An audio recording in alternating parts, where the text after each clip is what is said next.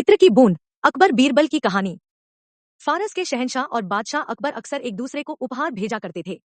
एक बार उपहार में फारस के शहंशाह ने बादशाह अकबर को एक दुर्लभ किस्म का इत्र भेजा। इत्र लगाने की चाहत में अकबर अकबर अपने कक्ष में गए और इत्र की शीशी खोलने लगे। लेकिन जैसे ही उन्होंने शीशी खोली, इत्र की एक बूंद जमीन पर गिर गई।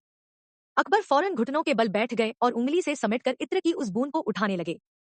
ठीक उसी समय किसी काम से बीरबल कक्ष के अंदर आ गया।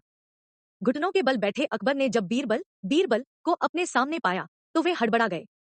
उस हालत में अकबर को देखकर बीरबल मुंह से तो कुछ ना बोला, लेकिन उसकी आंखें हंस रही थी। अकबर को बेहद शर्मिंदगी महसूस हुई। हिंदुस्तान का बादशाह इत्र की एक बूंद के लिए अपने घुटनों पर आ गया। ये शर्म वाली बात तो थी। अकबर को लगा कि बीरबल अवश्य ऐसा ही कुछ सोच रहा होगा। उस समय तो वे कुछ न बोल सके, लेकिन उनका मन उन्हें अंदर ही अंदर कचोट रहा था। वे किसी भी तरह बीरबल की अपने प्रति धारणा बदलना चाहते थे। इसलिए अगले ही दिन अपने शाही हमाम को उन्होंने इत्र से भरवा दिया और ऐलान करवा दिया कि कोई भी आकर वहां से इत्र ले जा सकता है। लोग वहां से बाल्टी भर भर कर इत्र ले जाने लगे।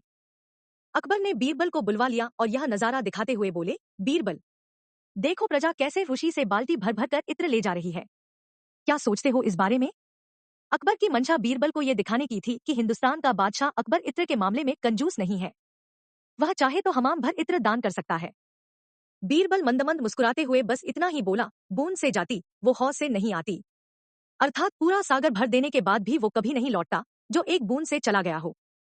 बीरबल ने इस वाक्य के सहारे कह दिया कि अकबर की इत्र का बूंद उठाने की स्वाभाविक कंजूस प्रवृत्ति के कारण जो इज्जत चली गई है, अब वो पूरा का पूरा सागर भर देने के बाद भी वापस नहीं आ पाएगी। Moral of the story. मनुष्य का चरित्र उसकी स्वाभाविक प्रवृत्ति से निर्धारित होता है, दिखावा करने से नहीं।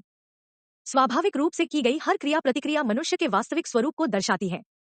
उसे दिखावे का आवरण ढक नहीं सकता। इसलिए दिखावे का भ्रम न कर अपने वास्तविक स्वरूप में ही रहना चाहिए।